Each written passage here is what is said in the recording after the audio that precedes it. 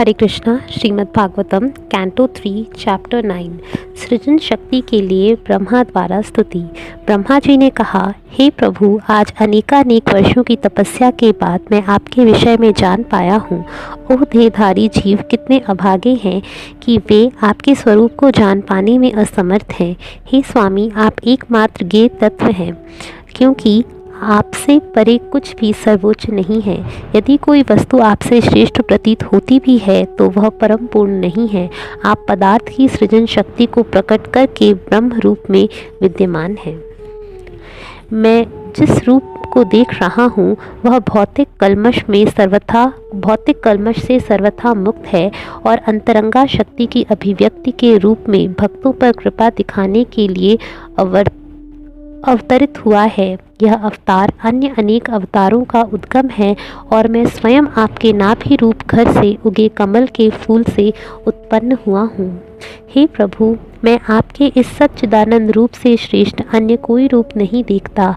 वैकुंठ में आपकी निर्विशेष ब्रह्म ज्योति में ना तो यदा कदा परिवर्तन होता है और ना अंतरंगा शक्ति में कोई ह्रास आता है। मैं आपकी शरण ग्रहण करता हूँ, क्योंकि जहाँ मैं अपने भौतिक शरीर तथा इंद्रियों पर गर्वित हूँ, वहीं आप विराट जगत का कारण होते हुए भी पदार्थ द्वारा अस्पृश्य हैं। पूर्ण पुरुषोत्तम भगवान कृष्ण का यह वर्तमान रूप या उनके द्वारा विस्तार किया हुआ कोई भी दिव्य रूप सारे ब्रह्मांडों के लिए समान रूप से मंगलमय है। चूँकि आपने यह नित्य साकार रूप प्रकट किया है जिसका ध्यान आपके भक्त करते हैं, इसलिए मैं आपको सादर नमस्कार करता हूँ। जिन्हें नरकगामी होना बदा है, वे आपके साकार रूप की उपेक्षा करते हैं, क्योंकि वे लोग भौतिक विषयों की ही कल्पना करते रहते हैं। हे प्रभु, जो लोग वैदिक ध्वनि की वायु द्वारा ले जाई गई आपके चरण कमलों की सुगंध को अपने कानों के द्वारा सूंघते हैं, वे आपकी भक्तिमय सेवा को स्वीकार करते हैं। उनके लिए आप उनके हृदय रूपी कमल से भी कभी भी विलग नहीं होते। हे प्रभु, संसार के लोग समस्त भौतिक चिंतनों से उद्विग्न रहते हैं। वे सदैव भयभीत रहते हैं। वे सदैव धन, शरीर तथा मित्रों की रक्षा करने का प्रयास करते हैं। वे शोक तथा अवैध इच्छाओं एवं साध सामग्री से पूरित रहते हैं तथा लोभवश मैं तथा मेरे की नश्वर धारणाओं पर अपने दुराग्रह को आधारित करते हैं। जब तक वे आपके सुरक्षित चरण कमलों की शरण ग्रहण नहीं करते, तब तक वे ऐसी चिंताओं से भरे रहते हैं। हे प्रभु, वे व्यक्ति जो आपके दिव्य कार्यकलापों के विषय में सर्वमंगलकारी कीर्तन तथा श्रवण करने से वंचित हैं, निश्चित रूप से वे अभागे हैं और सुबुद्धि से विहीन हैं। वे तनिक देर के लिए इंद्रिय तृप्ति का भोग करने हेतु अशुभ कार्यों में लग जाते हैं। हे महान कर्ता मेरे प्रभु, ये सभी दीन प्राणी निरंतर भूख, प्यास, शीत, कफ तथा पित्त से व्यग्र रहते हैं। इन पर कफ युक्त शीत ऋतु, भीषण गर्मी, वर्षा तथा अन्य अनेक शुद्ध करने वाले तत्व आक्रमण करते रहते हैं और ये प्रबल कामेच्छाओं तथा दुस्साहस क्रोध से अभिभूत होते रहते हैं। मुझे इन पर दया आती है और मैं इनके लिए अत्यंत संतप्त रहता हूँ। हे प्रभु, आत्मा के लिए भौतिक दुखों का कोई वास्तविक अस्तित्व नहीं होता। फिर भी जब तक बद्ध आत्मा शरीर को इंद्रिय भोग के निमित्त देखता है, तब तक वह अपनी बहिरंगा शक्ति द्वारा प्रभावित होने से भौतिक कष्टों के पाश से बाहर नहीं निकल पाता। ऐसे अभक्त गण अपनी इंद्रियों को अत्यंत कष्टप्रद तथा विस्तृत कार्य में लगाते हैं और रात में उनिद्र रोग से पीड़ित रहते हैं, क्योंकि उनकी बुद्धि विविध मानसिक चिंताओं के कारण उनकी नींद को लगातार भंग करती रहती है। वे अतिमानवीय शक्ति द्वारा अपनी विविध योजनाओं में हताश कर दिए जाते हैं। यहाँ तक कि बड़े बड़े ऋषि मुनि यदि आपकी दिव्य कथाओं से विमुख रहते हैं तो वे भी इस भौतिक जगत में ही चक्कर लगाते रहते हैं।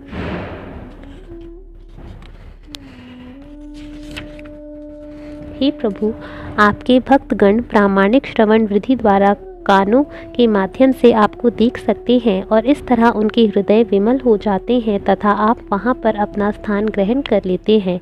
आप अपने भक्तों पर इतने दयालु हैं कि आप अपने को उस आध्यात्म के विशेष नित्य रूप में प्रकट करते हैं जिसमें वे सदैव आपका चिंतन करते हैं। हे प्रभु, आप उन देवताओं की पूजा से बहुत अधिक तुष्ट नहीं होते जो आपकी पूजा अत्यंत ठाट बाट के साथ विविध साथ सामग्री के साथ करते तो हैं किंतु भौतिक लालसाओं से पूर्ण होते हैं। आप हर एक के हृदय में परमात्मा के रूप में अपनी अहेतु की कृपा दर्शाने के लिए स्थित रहते हैं। आप नित्य शुभ चिंतक हैं किंतु आप अभक्तों के लिए अनुपलब्ध हैं। किंतु वैदिक अनुष्ठान, दान, कठोर तपस्या तथा दिव्य सेवा जैसे पुण्य कार्य भी जो लोगों द्वारा सकाम फलों को आपको अर्पित करके आपकी पूजा करने तथा आपको तुष्ट करने के उद्देश्य से किए जाते हैं, लाभप्रद होते हैं। धर्म के ऐसे कार्य व्यर्थ नहीं जाते। मैं उन पर ब्रह्म को नमस्कार करता हूँ जो अपनी अंतरंगा शक्ति के द्वारा शाश्वत विशिष्ट अवस्था में रहते हैं। उनका विभेदित न किया जा सकने वाला निर्देशक स्वरूप आत्म साक्षात्कार हेतु बुद्धि द्वारा पहचाना जाता है। मैं उनको नमस्कार करता हूँ जो अपनी लीलाओं के द्वारा विराट जगत के सृजन, पालन तथा संहार का आनंद लेते हैं। मैं उनके चरण कमलों की शरण ग्रहण करता हूँ जिनके अवतार, गुण तथा कर्म सांसारिक मामलों में के रहस्यमय अनुकरण है। जो व्यक्ति उस जीवन को छोड़ते समय अनजाने में भी आपके दिव्य नाम का आवाहन करता है, उसके जन्म जन्म के पाप तुरंत धुल जाते हैं और वह उन भगवान को निश्चित रूप से प्राप्त करता है। आप लोक रूपी वृक्ष भी की जड़ हैं। यह वृक्ष सर्वप्रथम भौतिक प्रकृति को तीन तनों के रूप में मुझ शिव तथा सर्वशक्तिमान आपके रूप में सृजन, पालन तथा संहार के लिए भेद कर निकला है और हम तीनों से अनेक शाखाएं निकल आई हैं। इसलिए ही विराट जगत रूपी वृक्ष, मैं आपको नमस्कार करता हूँ। सामान्य लोग मूर्खतापूर्ण कार्यों में लगे रहते हैं। वे आपके मार्गदर्शन हेतु आपके द्वारा प्रत्यक्ष घोषित लाभप्रद कार्यों में अपने को नहीं लगाते। जब तक उनकी मूर्खतापूर्ण कार्यों की प्रवृत्ति बलवती बनी रहती है तब तक जीवन संघर्ष में उनकी सारी योजनाएं छिन्न भिन्न होती रहेंगी। अतएव मैं उन्हें नमस्कार करता हूँ जो नित्य काल स्वरूप हैं। हे प्रभु, मैं आपको सादर नमस्कार करता हूँ जो अथक काल तथा समस्त यज्ञों के भोक्ता हैं। यद्यपि मैं ऐसे स्थान में स्थित हूँ जो दो परार्धों को अवधि तक विद्यमान रहेगा और यद्यपि मैं ब्रह्मांड के अन्य सभी लोकों का अगुआ हूँ और यद्यपि मैंने आत्म साक्षात हेतु अनेकानेक वर्षों तक तपस्या की है, फिर भी मैं आपको नमस्कार करता हूँ। हे प्रभु, आप अपनी दिव्य लीलाएं संपन्न करने हेतु स्वेच्छा से विविध जीवन योनियों में मनुष्य पशुओं में तथा देवताओं में प्रकट होते हैं। आप भौतिक कलमश से तनिक भी प्रभावित नहीं होते। आप धर्म के अपने सिद्धांतों के दायित्वों को पूरा करने के लिए ही आते हैं। अतः हे परमेश्वर, ऐसे विभिन्न रूपों को प्रकट करने के लिए मैं आपको नमस्कार करता हूँ। हे प्रभु, आप उस प्रलयकालीन जल में शयन करने का आनंद लेते हैं जहाँ प्रचंड लहरें उठती रहती हैं और बुद्धिमान लोगों को अपनी नींद का सुख दिखाने के लिए आप सर्पों की शैया का आनंद भोगते हैं। उस काल में ब्रह्मांड के सारे लोग आपके उदर में स्थित रहते हैं। हे मेरी पूजा के लक्ष्य, मैं आपकी कृपा से ब्रह्मांड की रचना करने हेतु आपके कमलनाभि रूप घर से उत्पन्न हुआ हूँ। जब आप नींद का आनंद ले रहे थे तब ब्रह्मांड के ये सारे लोग आपके दिव्य उदर के भीतर स्थित थे। अब आपकी नींद टूटी है तो आपके नेत्र प्रातः काल में खिलते हुए कमलों की तरह खुले हुए हैं। परमेश्वर मुझ पर कृपालु हों।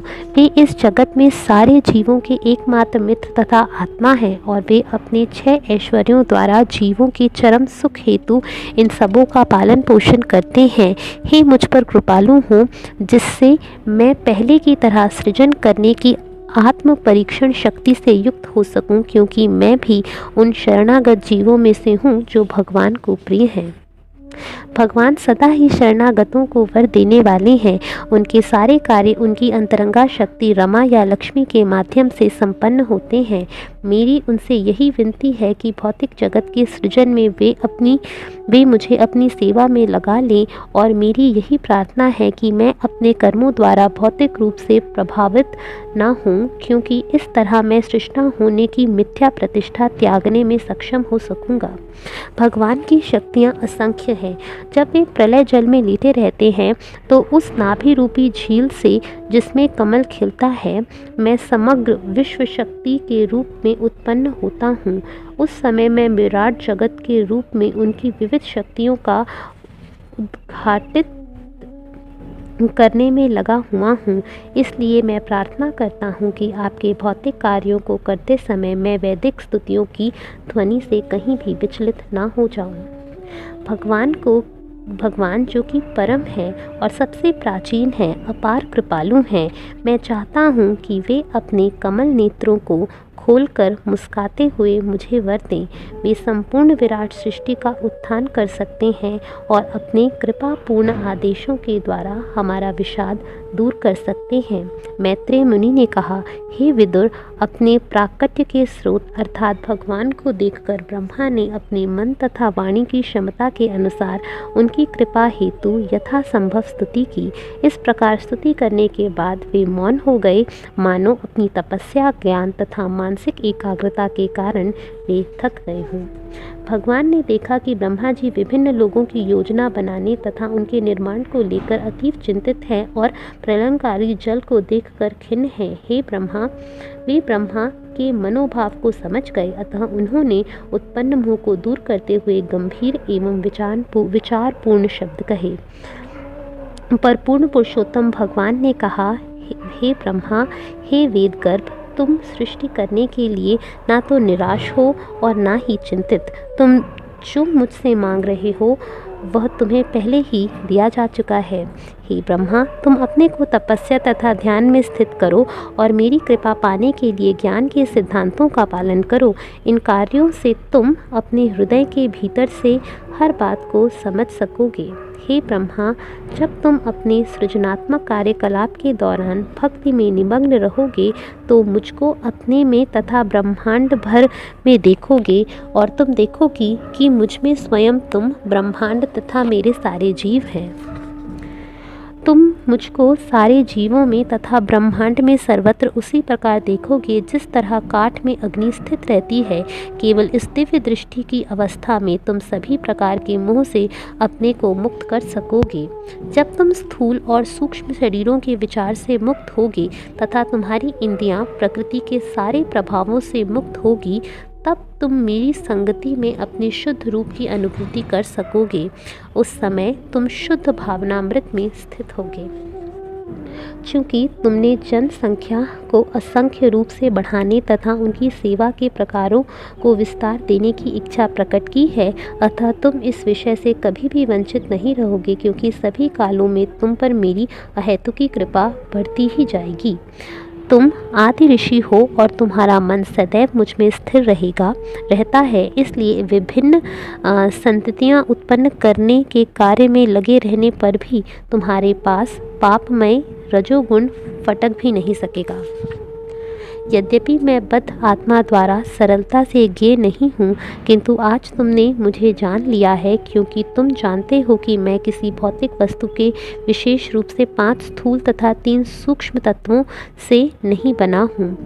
जब तुम यह सोच विचार कर रहे थे कि तुम्हारे जन्म के कमलनाल के डंठल का कोई स्रोत है कि नहीं, और तुम उस डंठल के भीतर प्रविष्ट भी हो गए थे, तब तुम कुछ भी पता नहीं लगा सके थे, किंतु उस समय मैंने भीतर से अपना रूप प्रकट किया था।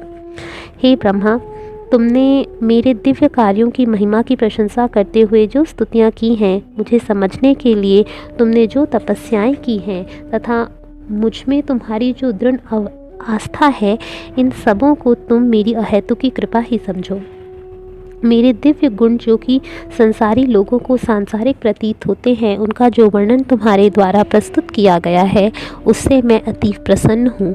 अपने कार्यों से समस्त लोगों को महिमामय करने की जो तुम्हारी इच्छा है, इसके लिए मैं तुम्हें वर देता हूँ। जो भी मनुष्य ब्रह्मा की तरह प्रार्थना करता है और इस तरह जो मेरी पूजा करता है, उसे शीघ्र ही यह वर मिलेगा कि उसकी सारी इच्छाएं पूरी हों, क्योंकि मैं समस्त वरों का स्वामी हूँ। दक्ष आध्यात्मवादियों का यह मत है कि परंपरागत सत्कर्म, तपस्या, यज्ञ, दान, योग, कर्म, समाधि आदि संपन्न करने को चरम लक्ष्य मेरी तुष्टि का आवाहन करना है। मैं प्रत्येक जीव का परमात्मा हूँ। मैं परम निदेशक तथा परम प्रिय हूँ। लोग स्थूल तथा सूक्ष्म शरीरों के प्रति झूठे ही अनुरक्त रहते हैं। उन्हें तो एकमात्र मेरे प्रति अनुरक्त होना चाहिए। मेरे आदेशों का पालन करके तुम पहले की तरह अपने पूर्ण वैदिक ज्ञान से तथा सर्व कारण के कारण रूप मुझसे प्राप्त अपने शरीर द्वारा जीवों को उत्पन्न कर सकते हो। मैत्रेय मुनि ने कहा, ब्रह्मांड के सृष्टा ब्रह्मा को विस्तार करने का आदेश देकर आदि भगवान अपने साकार नारायण रूप में अंतर्ध्यान हो गए। हरे कृष्णा।